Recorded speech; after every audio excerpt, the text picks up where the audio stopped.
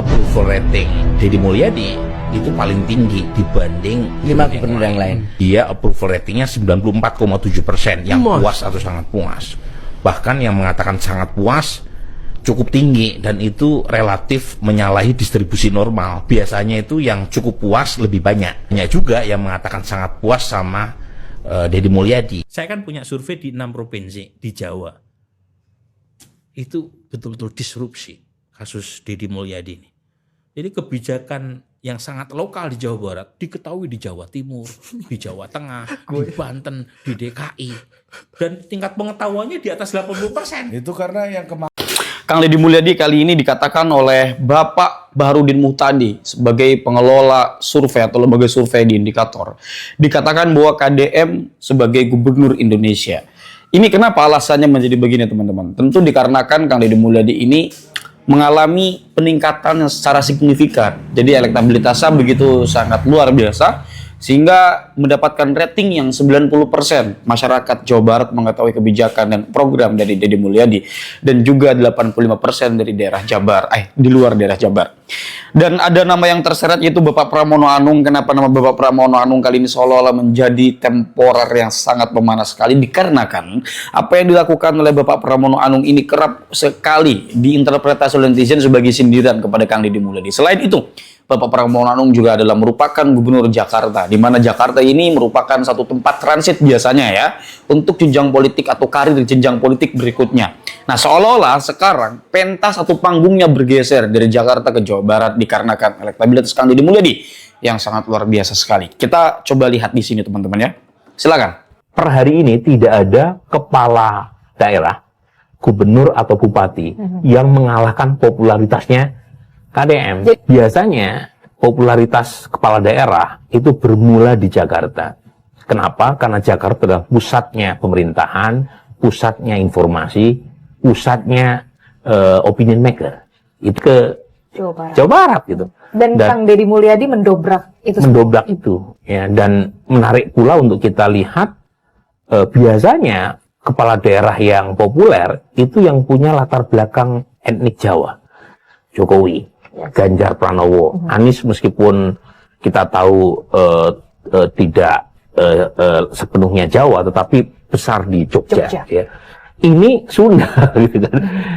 Jadi ada banyak terobosan-terobosan yang diciptakan oleh KDM. Pembela Deddy Mulyadi di medsos masih banyak. Lagi-lagi saya berharap jangan sampai terjadi pengkultusan. Kita harus belajar banyak ya dari sebelumnya. Jadi jangan terjadi semacam Dari siapa itu, Mas? political cult.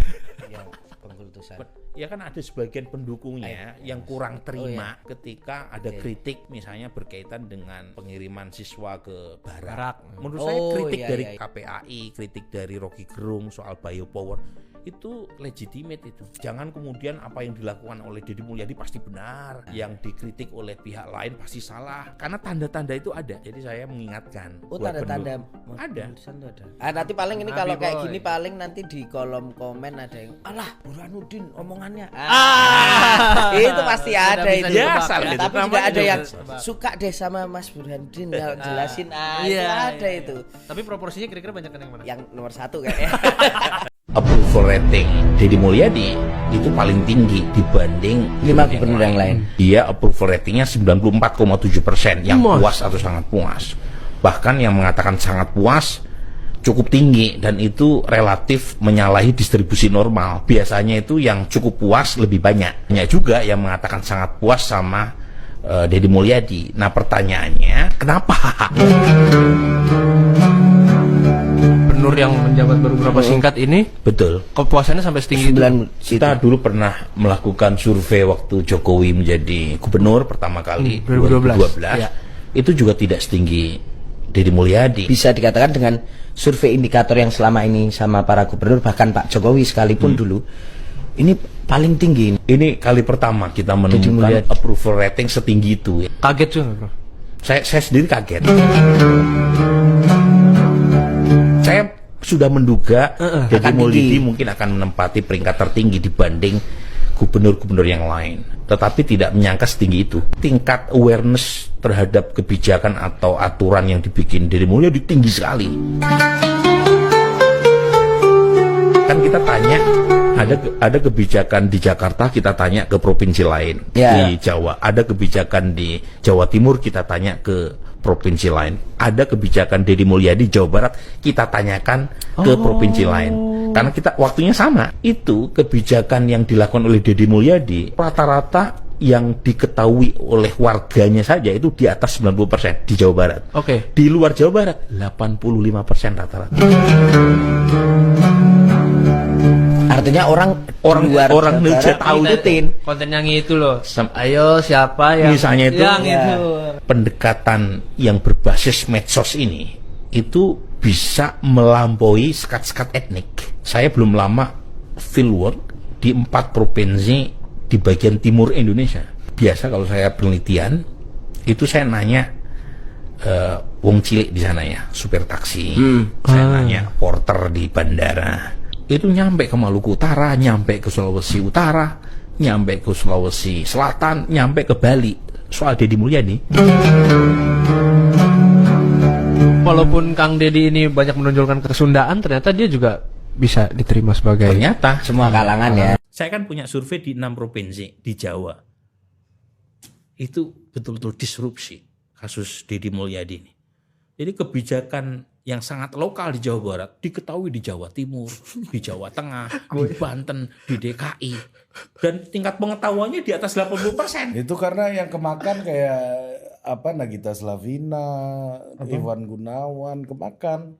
Kang Deddy nih nggak mau ini nih, mau ke Bara Kang Deddy. Iya gitu. Suamiku nih belum makan nih, gitu-gitu kan. Mau makan nih. Dan memang kayak begini-begini ini kan kita nggak bisa membatasi efek medsos, efek internet. Berdasarkan geografi nggak bisa. Iya bener. Ini nggak mau mandi nih gitu. Kang Deddy bawa tambah ke Bara, lagi, gitu tambah kan. lagi. Apalagi Deddy habis itu nanggepin kan. Sirkus Iya, mana? sirkus. Persikas juga pada kan. Siapa kamu? Itu kan show bagus untuk ketika yang lainnya rata-rata air. Rata-rata air. Pertanyaan pertama. Yang pertama ini susah jawabnya. Memang kalau sekarang jelas Deddy Mulyadi tidak akan menampilkan diri sebagai ancaman kan, terutama apalagi kita tahu dia berasal dari partai yang sama dengan Pak Prabowo.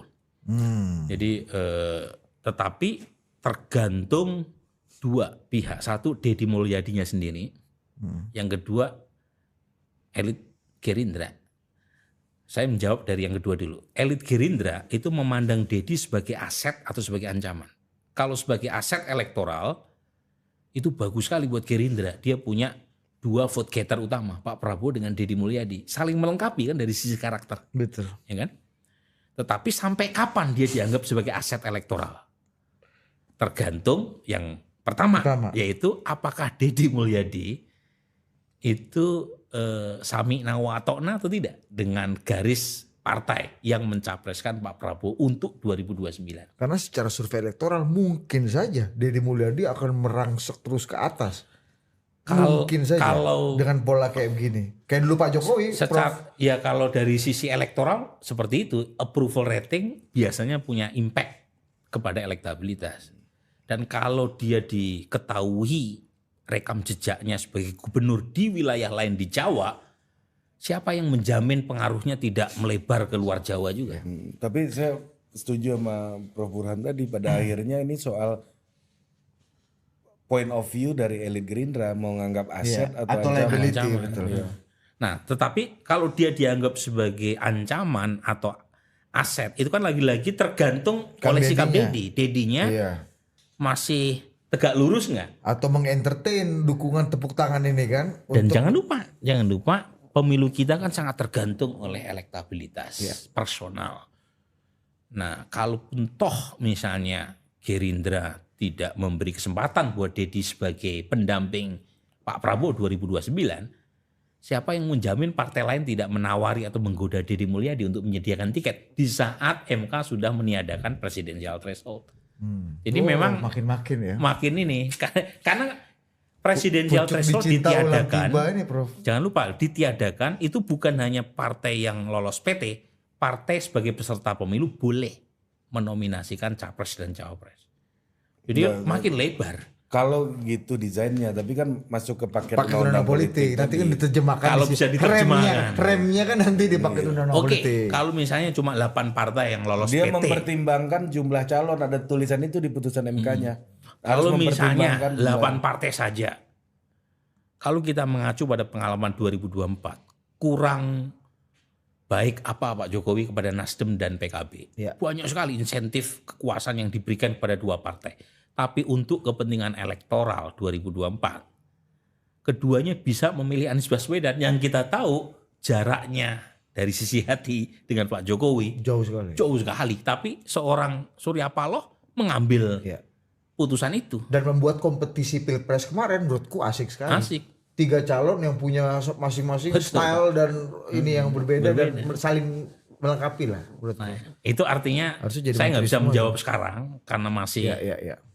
kalau istilahnya Prematur. itu moving Ongoing. ini moving target. Jadi kita nembak apa istilahnya itu? Shooting the moving target. Jadi targetnya itu bergerak deh. Jadi kalau kita tembak sekarang, jangan-jangan malah kita kena peluru nyasar, kena mantul. Tapi kuncinya 2 tadi bener Prof. Satu elit Gerindra, anggap ini aset apa ancaman, dan Kang Deddy Kang sendiri Dedinya sendiri. mengentertain apa enggak tepuk tangannya. Kali-kali undang aja keduanya dalam satu forum yang sama di sini. Cocok juga kalau kita lanjutkan lagi nih, kita dibawa ke barak militer. Oke, itu dia teman-teman. Hal-hal yang bisa teman-teman saksikan dan analisa dari pemaparan atau penyampaian dari Bapak Baharudin Muhtadi.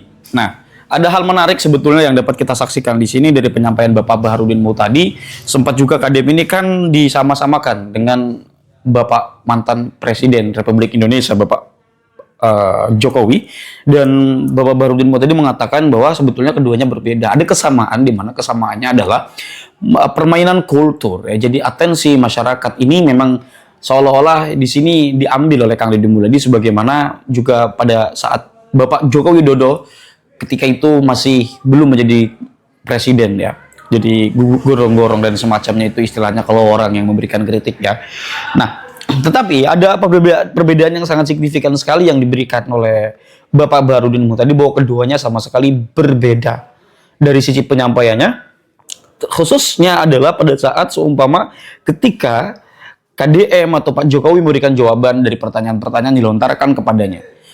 Kalau Jokowi itu kan agak simpel-simpel. Kalau Deddy Mulyadi ini panjang Pak jawabannya Pak. Nah ini yang menjadi perbedaan antar keduanya. Sehingga kemudian ketika seumpama Kang Deddy Mulyadi nanti menjadi presiden, seumpama nih ya, itu ketika ada perubahan signifikan dari cara menjawab yang tadinya cablak menjadi diam, ini akan menjadi pertanyaan besar. Cuma kita tidak tahu apakah nanti Kang Deddy Mulyadi pada saat atau seumpama nanti jika benar-benar mencalonkan diri sebagai calon presiden dan terpilih, apakah akan tetap sama gayanya akan seperti ini atau nanti akan berbeda? Nah, kalau seumpama berbeda lebih cenderung diam, berarti di sini keyakinan masyarakat terhadap Kang Deddy Mulyadi bahwa disamakannya KDM dengan Bapak Jokowi ini semakin kuat. Nah, kita tapi tidak tahu ya. Kita bicara objektif saja. Saya sekarang memang penggemar Kang Deddy Mulyadi dan pendukung KDM ya. Tetapi kan kita juga harus objektif teman-teman. Kita tidak boleh mengatakan bahwa apa yang disampaikan oleh KDM itu 100% sempurna. Itu juga yang diwanti-wanti oleh Bapak Baharudin Muhtadi bahwa yang ditakutkan oleh beliau adalah jika seumpama ini Kang Deddy Mulyadi ini dikultuskan dan arahnya sudah ke arah sana. Nah, maka hal demikian ini yang harus dicegah. Kita sebagai masyarakat yang berdaulat harus benar-benar sungguh memilih pemimpin itu yang bisa menghargai demokrasi.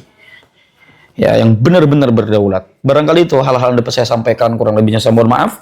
Hadanallahu wa iyyakum ajma'in. Salam cinta damai untuk semuanya, untuk NKRI tercinta. Wallahu huwal muwaffiq ila aqwamit thoriq. Wassalamualaikum warahmatullahi wabarakatuh.